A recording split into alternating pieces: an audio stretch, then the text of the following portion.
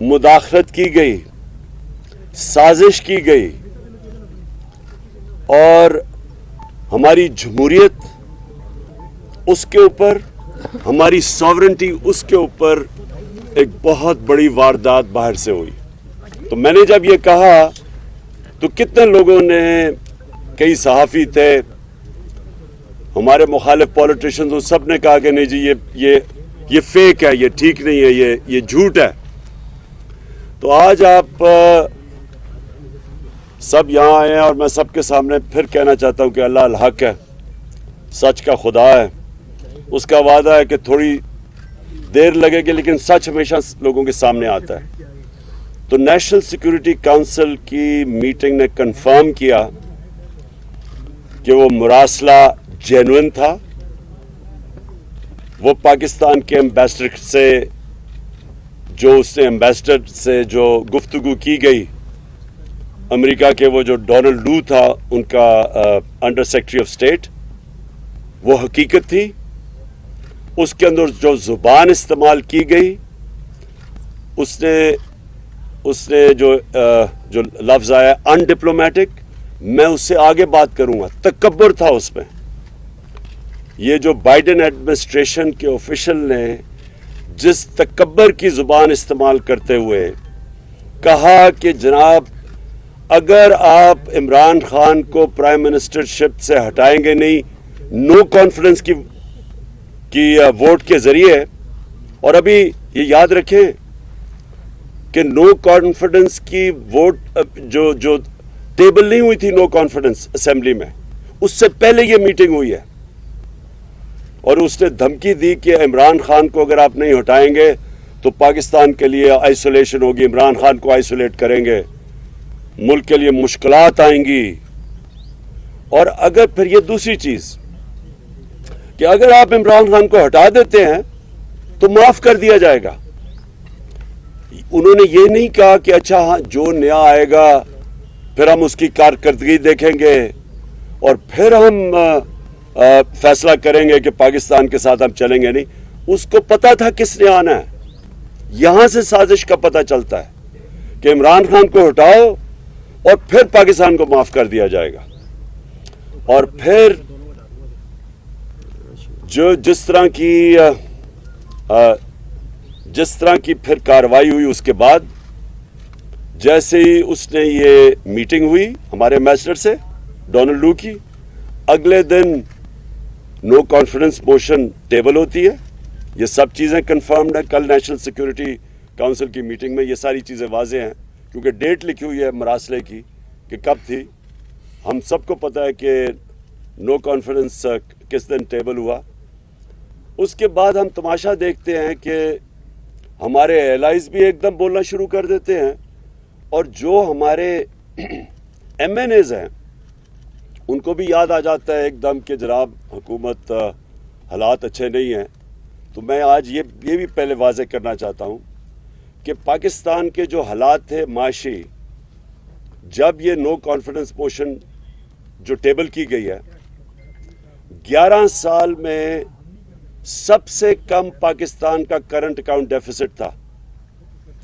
یعنی جس کی وجہ سے ہم آئی ایم ایف کے پاس جاتے ہیں۔ میں اپنی قوم کو سمجھانا چاہتا ہوں، مسئلہ یہ ہوتا ہے کہ ڈالرز کی کمی ہو جاتی ہے پاکستان میں۔ جب ڈالرز کی کمی ہوتی ہے، روپے پہ پریشر پڑتا ہے، روپے گرنا شروع ہو جاتا ہے، اس لیے آئی ایم ایف سے ہم ڈالرز لینے جاتے ہیں۔ تو جس میں ڈالرز کے ملک میں آنا اور ملک سے جب باہر جانا ڈالرز ہے، جس پہ سب سے کم خسارہ تھا وہ اب تھا، 11 سال کے بعد سب سے کم خسارہ تھا۔ ایکسپورٹس ریکارڈ، تاریخ میں سب سے زیادہ ایکسپورٹس، باہر سے اوورسیز پاکستان نے ریکارڈ ریمیٹنسز سب سے زیادہ، ہماری ٹیکس کلیکشن یعنی ملک کی جو آمدنی بڑھ رہی تھی لوگوں پہ خرچ کرنے کی، وہ تاریخی سب سے زیادہ۔ 5 ہماری فصلیں، کیونکہ 60% لوگ کسان ہیں، سب سے تاریخی سب سے زیادہ پیداوار، اس کے علاوہ ان کو قیمتیں بھی سب سے زیادہ ملی، یعنی خوشحالی بھی دیہات میں سب سے زیادہ آئی۔ اور اس کے علاوہ انڈسٹریل پروڈکشن، دیکھیں جب ایک قوم کی جب اس کی دولت میں اضافہ ہوتا ہے، جب اس کی انڈسٹری بڑھتی ہے، تو انڈسٹریل پروڈکشن ہماری टेक्सटाइल एक्सपोर्ट्स रिकॉर्ड के ऊपर, उस वक्त के ऊपर ये हमारे खिलाफ साजिश की गई।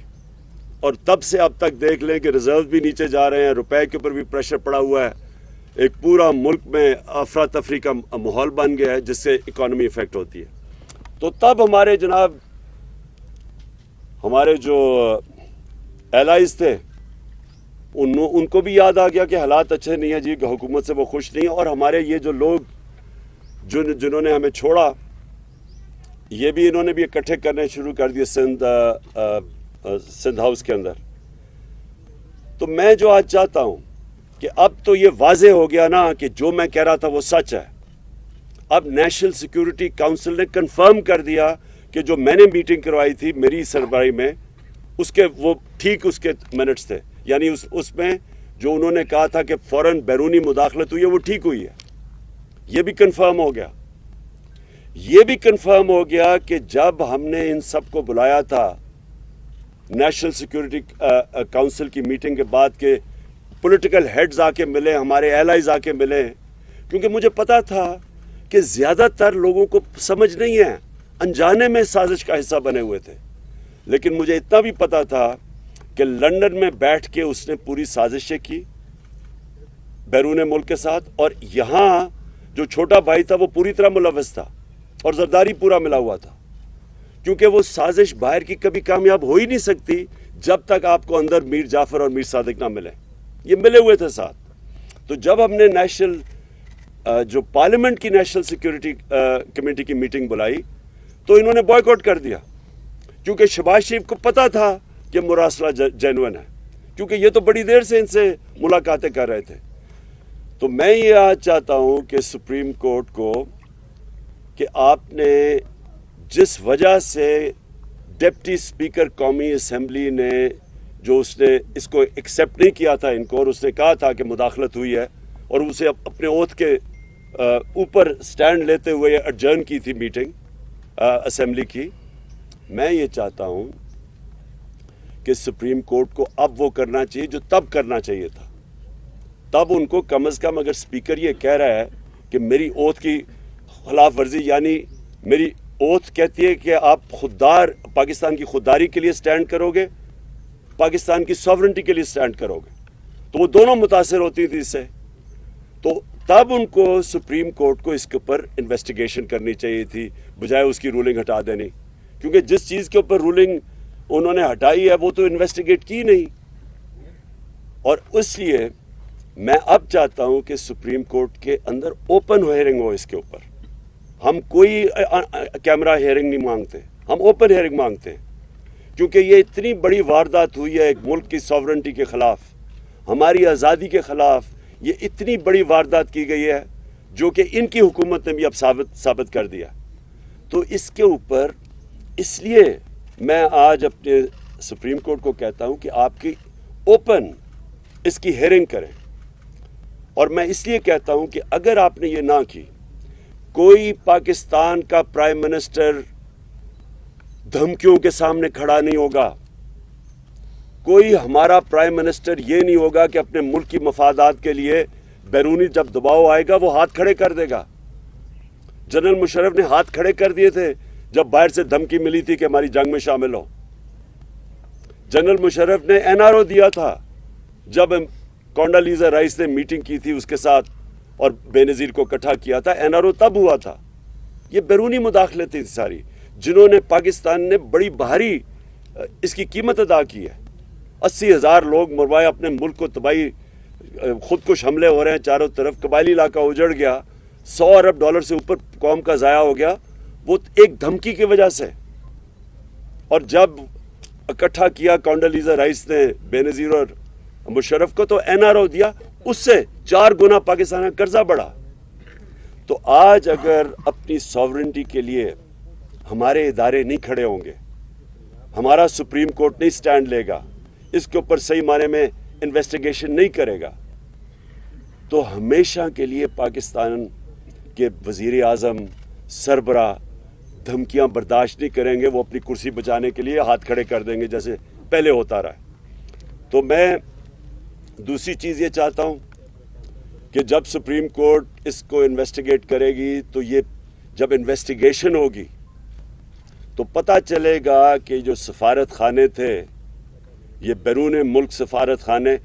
کون کون لوگ ادھر زیادہ جانا شروع ہو گئے, کون سے اپوزیشن لیڈر سے انہوں نے زیادہ ملاقاتیں کی,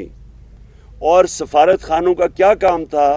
ان لوگوں کو بلانا جو وہ سمجھتے تھے کہ تحریک انصاف میں خوش نہیں ہے,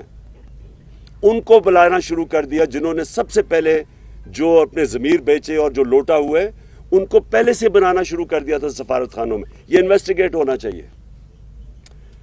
کیسے پہلے سے ہی میڈیا کے اندر باتیں شروع ہو گئیں, بڑے نامور صحافیوں نے پہلے سے لکھنا شروع ہو گیا کہ عمران خان کی حکومت کے خلاف سازش شروع ہو گئی. وہ مجھے بھی ساری خبریں مل رہی تھیں, ہمیں بھی یہ سارا پتہ چل رہا تھا جنوری سے جب یہ ساری گیم شروع ہوئی تھی, ہمیں یہ ساری چیزیں پتہ چل رہی تھیں کیونکہ ہمیں خبریں آ رہی تھیں کہ یہ کیسے کدھر لنڈن میں کون کون لوگوں سے ملاقاتیں کر رہا ہے جدھر سے یہ شروع ہوئی تھی گیم. تو میں آج اس لیے یہ کہنا چاہتا ہوں کہ ہماری جمہوریت, ہماری آزادی کے لیے آج یہ سب سے بڑا خطرہ بنا ہے, اور اگر ہمارے ادارے آج نہیں کھڑے ہوں گے